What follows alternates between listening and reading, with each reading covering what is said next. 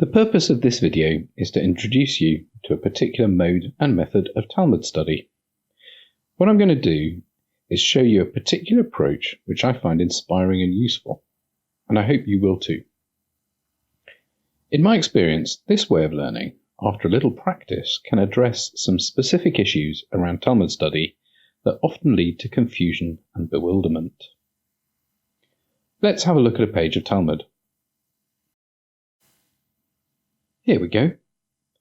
Mishnah, Gemara, Rashi, Tosafot.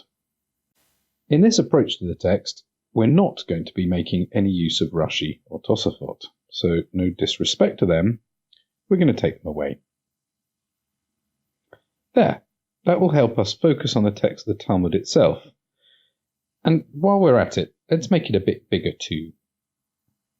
Now, I said earlier I was going to be introducing you to a mode and a method. And by these I mean, hang on, we don't really need this page either. So, by mode, I mean a general attitude, a set of values to keep in mind to help you stay on track, limit your inquiry, and prevent confusion, and maybe even get some clarity. Number 1. The conversation is not over yet. And by this I mean that the purpose of the Gemara is to encourage and vivify a conversation, not prescribe one. Number 2. The text of the Gemara is multi-layered, and by this I mean that the Gemara takes the form of a dialogue, but it is by no means a simple one. On closer examination, we will see multiple dialogues in the text, and our method will allow us to identify with clarity two simultaneous discussions in the text. Number 3. Not a word is wasted. And by this I mean that sometimes the Gemara can seem a bit confused and random, but rest assured, every word is carefully chosen and performs a function in the multi-layered discussion.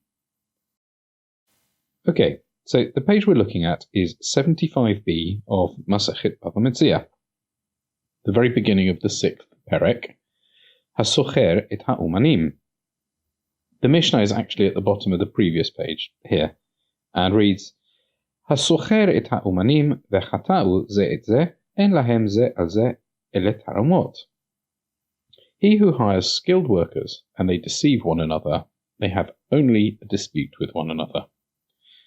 Now, before we continue, I'm going to show you a made-up example of a two-layered dialogue in English.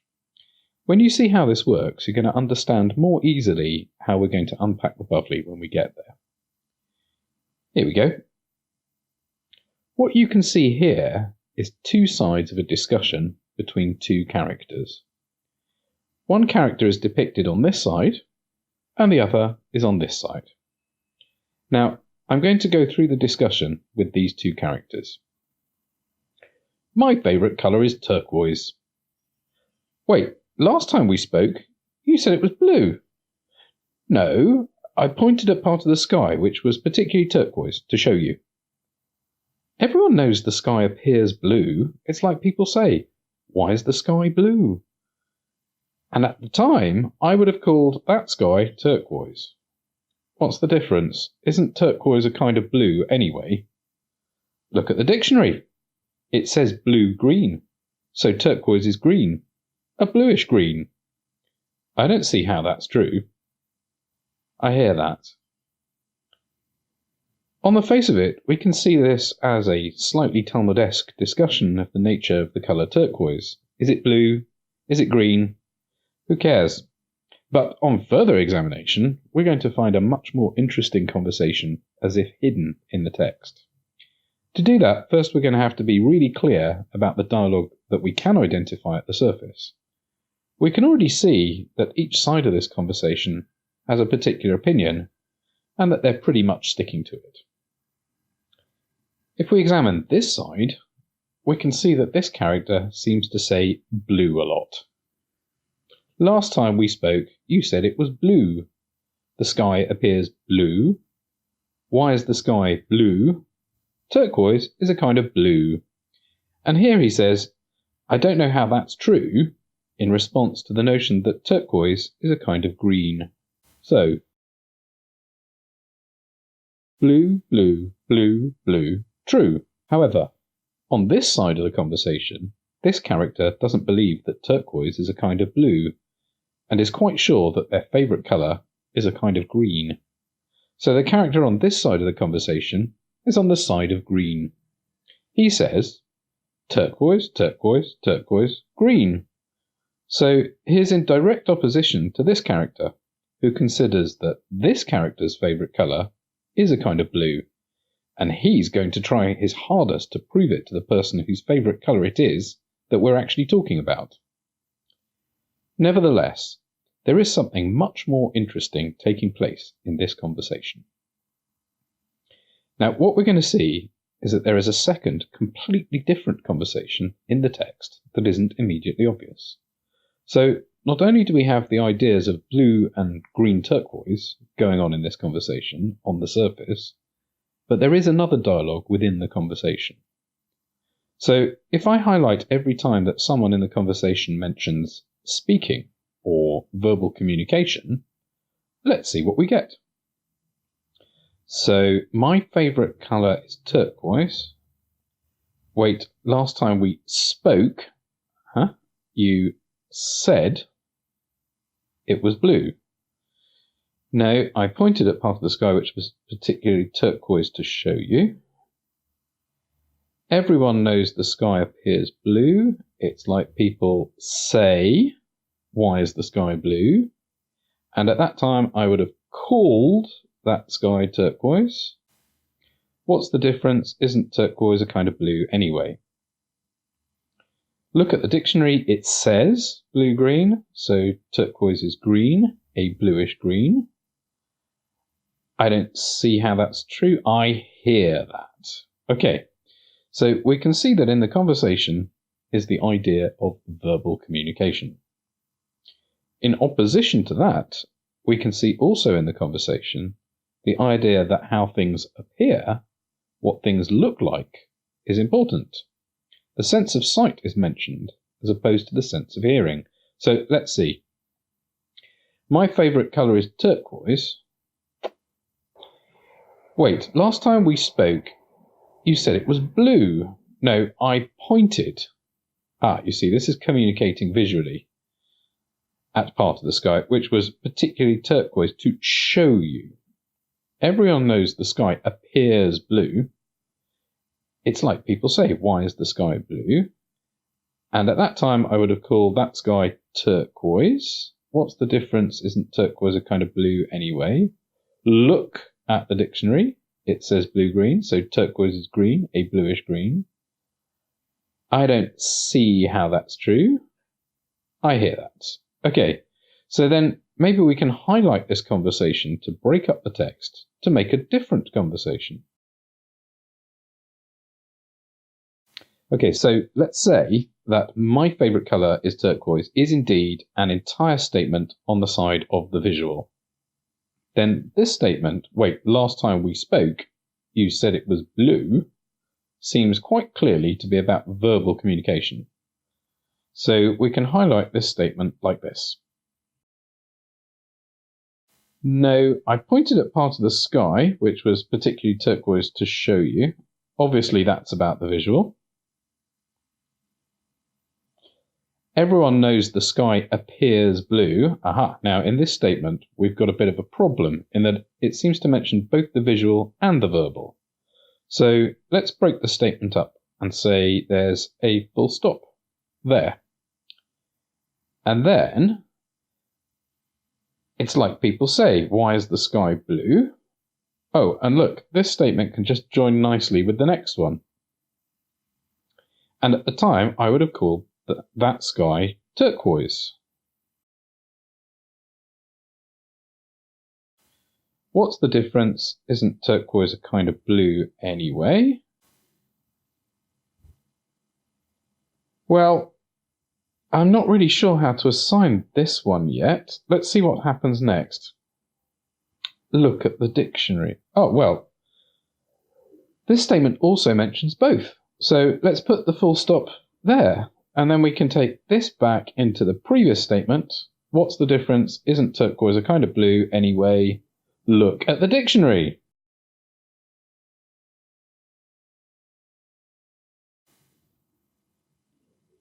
It says blue-green, so turquoise is green, a bluish green.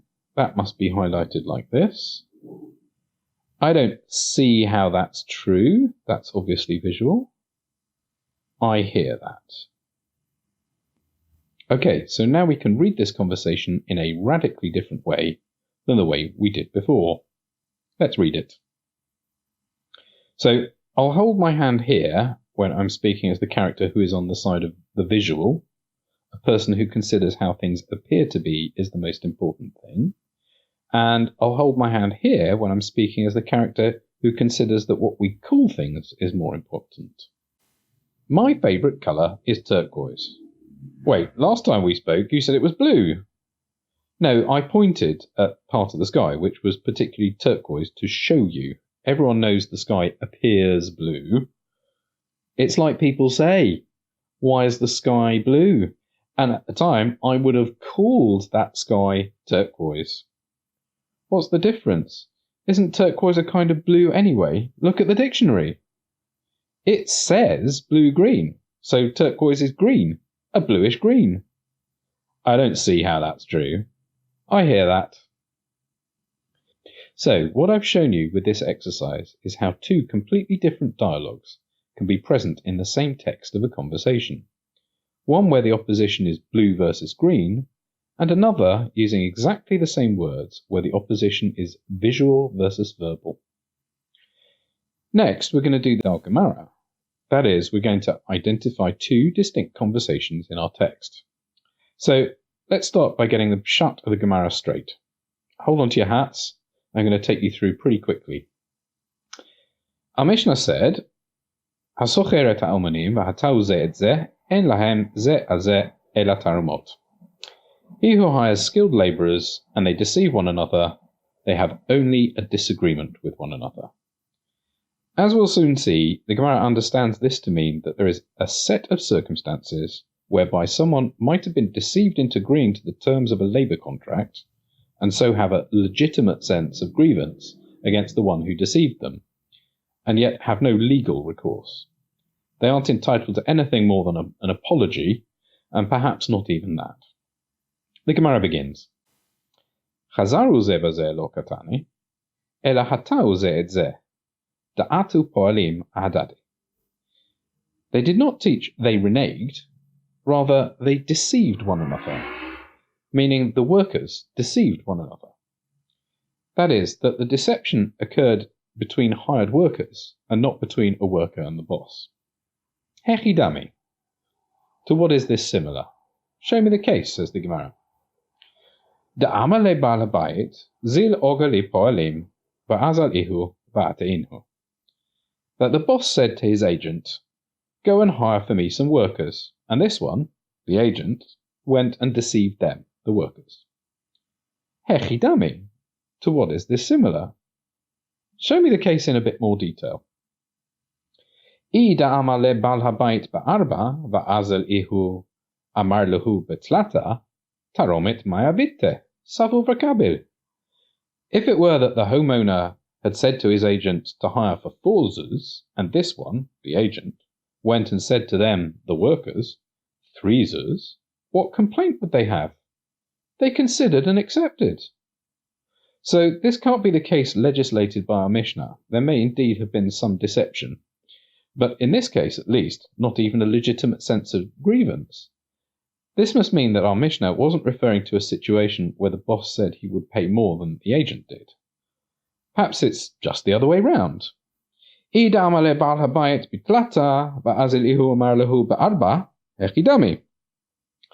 was that the homeowner had said 3 zuz, and this one, the agent, went and said 4, to what is this similar? Show me a case. So, we've rejected cases where the boss said 4 and the agent said 3. Therefore, it must be a case where the boss said 3 and the agent said 4. Let's see what those cases look like. Ida amar lehu sacharcham alai, nativ lehu medide, detanya hasocher et hapoel, lasot bishelo, harahu bishel chavero, noten lo scharo mishalem, v'chozer v'notel mibal habayit ma shehanahu. If it was that the agent said, "Your wages are on me," then he must pay them from his own pocket, as we learned in a Baraita. He who hires a worker to work in his own field, but shows that worker the field of his friend, he must pay him in full, and then go back and take from the owner of the field that got mistakenly worked on the value of that to which he benefited. In other words, if the agent misrepresented the boss's willingness to pay forzers, but took it upon himself to pay, then the workers should be paid in full, and the agent may have legal recourse to be compensated the extra zuz by the boss. So here we have neither a legitimate sense of grievance nor the absence of legal recourse. So it should be clear that this also isn't the case legislated by our Mishnah. Perhaps the Mishnah is just wrong. Lo tzricha, da'amalahu sacharcham al bal habayit. No, our Mishnah is necessary. If the agent had said, the boss will pay your wages. Oh, okay. Perhaps this is the case from our Mishnah then, that the agent misrepresented the boss's wishes, but put the responsibility to pay onto the boss. In that case, it would seem that despite having been deceived, the workers can't claim their extra zuz from the one who deceived them, nor can they claim it from the boss, whose contract was with the agent and not with them. Then go and see what wages workers are paid. If the going rate in the labour market is 3 zuz, then what were the workers thinking, expecting 4? And if it is 4, what was the boss thinking, that he could get away with 3? No, he should pay up. Again, perhaps the Mishnah is just plain wrong. Lo tzricha. No, it's necessary. De ikar de migar ba'arba, de ikar de mitgar betlata. De amrule, I lav de amratlan ba'arba, tarchinon mitgarinan ba'arba. If some workers charge 4 and some workers charge 3, they could say, if you had not told us 4, we would have troubled ourselves to find work that did pay 4. I bayit ema, hacha ba'bal habayit askinan. De amrule, I lav de amratlan ba'arba, hava zila ben miltal la'at gure. Or if you prefer, say, here we are dealing with homeowners, who are nonetheless hiring themselves out to work, that would say, if you had not said to us 4, would we have demeaned ourselves to be hired workers? Ibait ema leolam b'poalim askinan. Da amrule kevan da amratlan ba'arba tarchinan va'abdinan lach abdita shapirta. Or, if you prefer, say, in any case, we are dealing with hired workers, who may say, since you told us 4, we troubled ourselves and did superior work for you. So go and examine their work. Berifka. It's a ditch. Rivka nami medayada. A ditch can also be accurately assessed. Demale maya. Velo yedia.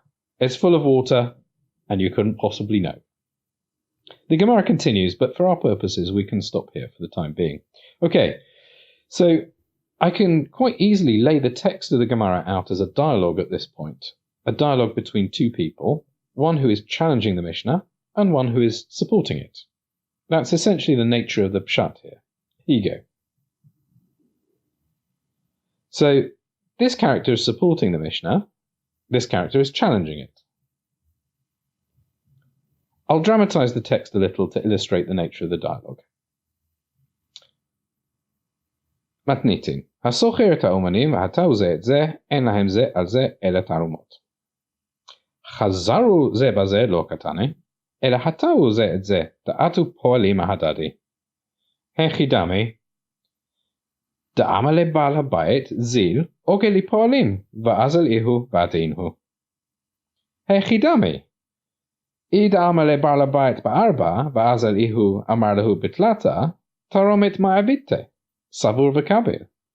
אי דאמר לבעל הבית בתלתה, ואז אליהו אמר לו בארבע, היחידמי. אי דאמר לו שכרכם עלי, נתיב לו מדידה. דתניא הסוחר את הפועל לעשות בשלו והרעהו בשל חברו, נותן לו שכרו משלם, וחוזר ונוטל מבעל הבית מה שענהו. לא צריכה, דאמר לו שכרכם על בעל הבית. ולך זה פועלים, הכי מתגרה.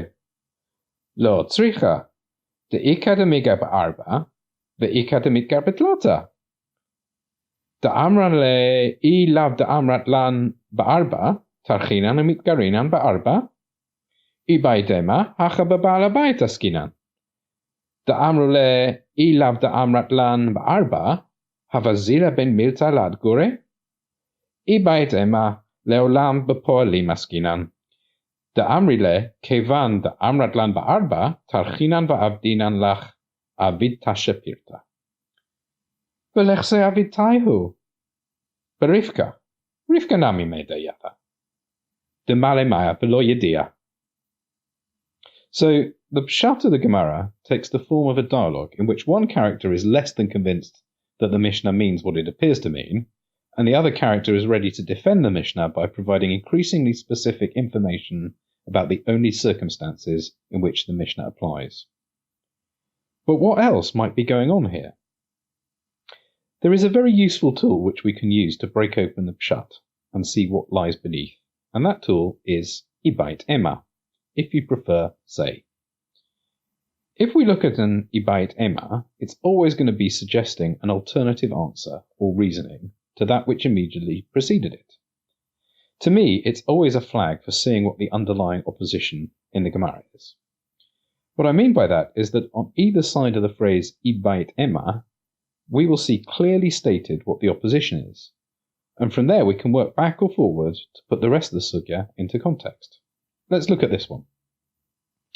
Ibait ema leolam b'polim askinan. Da'amri le kevan da'amrat lan ba'arba tarchinan va'abdinan lach avit tashepirta. If you prefer, say, in any case, we're dealing with hired workers, who would say to you, since you said to us that we would be paid for, we troubled ourselves and did superior work for you. Now, in the phrase immediately preceding that, what can we see that is oppositional? Hacha b'ba'al habayit askinan, da'amru le ilav da'amrat lan ba'arba havazila ben milta lat gure. Here we are dealing with homeowners, who would say to you, if you hadn't have said to us that we would be paid for, would we have demeaned ourselves to be hired workers? The two phrases are almost equivalent in many ways. They both cause us to consider the sense of having been deceived from the perspective of a type of person. One a Baal Habayit and the other a Poel. So maybe that is the opposition. Now we can go back in the text and see whether we're right. Oh look, the phrase preceding this one is talking from the perspective of a Poel. Lo tzricha de'ika demiga ba'arba ve'ika demitgar betlata. Da'amru le I lav da'amrat lan ba'arba tarchinan umitgarinan ba'arba. No, our mission is necessary, because there are some who are paid 4 and some who are paid 3. And they would say to you, if you hadn't told us that we would be paid 4, we would have troubled ourselves and found work that did pay 4. So it looks like we're on the right track. Let's go through the whole thing and see if we've got it right. Okay, so I've laid the sugya out according to the opposition Baal Habayit Poel, and I've done that by working backwards from the Ibait Ema we examined just now, and in a similar fashion to the way we unpacked that made-up English conversation about turquoise earlier. On the left-hand side, we see the text that privileges the perspective of the Poel, and on the right, that of the Baal Habayit. Okay, I shall read through and explain the reasoning as we go along. Remember, this hidden conversation is not interested in the validity or otherwise of the Mishnah, but rather the underlying tension that will vivify the conversation concerning its content. Chazaru ze baze lo katane, ele hatau ze et ze, ta'atu po'alim hadadi. The Mishnah didn't speak of reneging, but deliberate deception. To my mind, says the fellow on this side of the conversation, po'alim are just as capable of such deception amongst themselves, and equally worthy of the protection of law. You needn't ever come to mention Ba'alei Habayit. Hechidami, da'amale Ba'al Habayit zil ogeli po'alim, ba'azalihu ba'ateinhu. How can that work? Says the fellow on this side of the conversation. Surely someone has to own the land that gets worked on. It's the Baal Habayit that starts the ball rolling, and he is key to the whole thing. Hechidami. Ida amar לבעל הבית ב4, ואז הוא אמר לו בתלתה, תרום את מאביתה, סבור וקבל. How can that work, you ask? By which I assume you mean, how could one ignore the Baal Habayit? Well, if he said 4 and the agent said 3, there wouldn't even be a dispute. The agreement between the Poalim is key to the whole thing. Ida amar לבעל הבית בתלתה, ואז הוא אמר לו ב4, hechidami. And what if the Baal Habayit said 3 and the agent said 4? That would be a real deception, wouldn't it? Ida amar lehu sacharcham alai, netib lehu medide.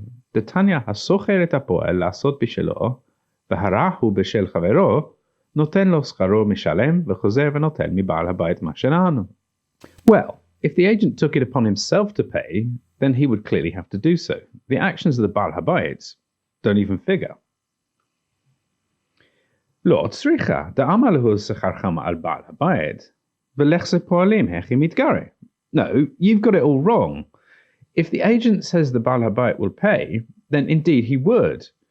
And he'd have to see what workers actually get paid if he had a problem. Everything, the whole problem, everything is on him. לא צריכה, דאיכא דמגע ב4, ואיכא דמתגר בתלתה, דאמרו לאיליו דאמרת לן ב4, תרחינן ומתגרינן ב4. No, you've got it all wrong. Some workers may be paid 4 and some 3, and they could feel pretty cheated by the whole thing. Our focus should be on them.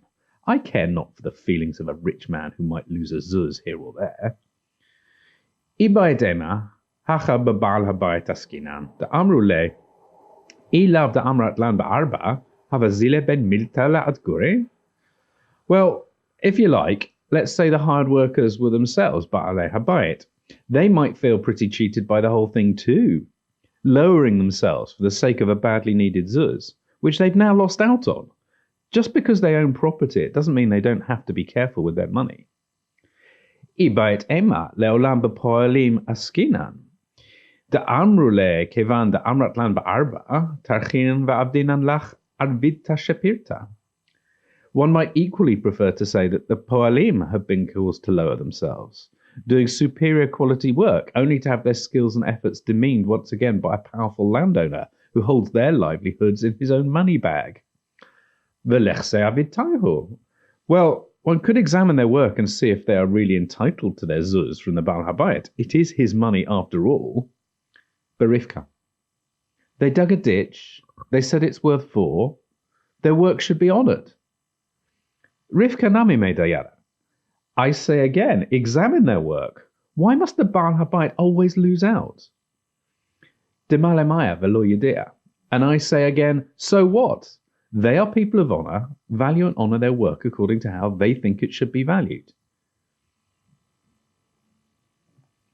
Well, that seemed to escalate quite quickly. Now, let's take a step back and see what we've just done. We've understood the pshat as a discussion that identifies a single set of circumstances wherein the words of the Mishnah make sense. And then, through a close reading and technical analysis, we've uncovered a more nuanced and dramatic tension between two voices. One that seeks to privilege the worker in employment disputes, and one that seeks above all to privilege the landowner in such disputes.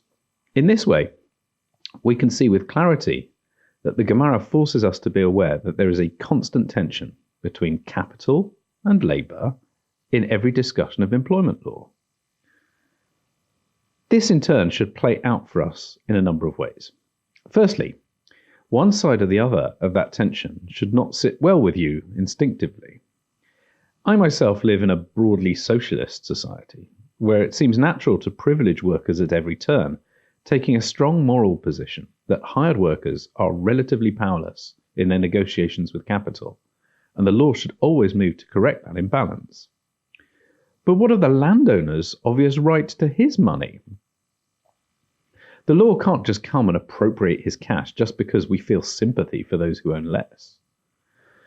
Secondly, that the Gemara is a more nuanced and structured literature than we often give it credit. It is often constructed with such artistry that to characterize it as a mere technical dialogue clearly misses the mark. And thirdly, that one cannot hope to master the art of learning Gemara by simply reading it as one might a technical manual, coming to straightforward conclusions and expecting that all right-minded thinkers would do the same.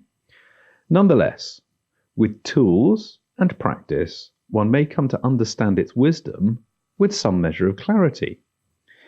Finally, and perhaps most importantly, that the halakha that results from our Gemara's discussion is imbued in its very basis by an awareness of a fundamental tension that our rabbis knew to be vital and timeless, such that in each generation we who study their words will come to reevaluate our own prejudices.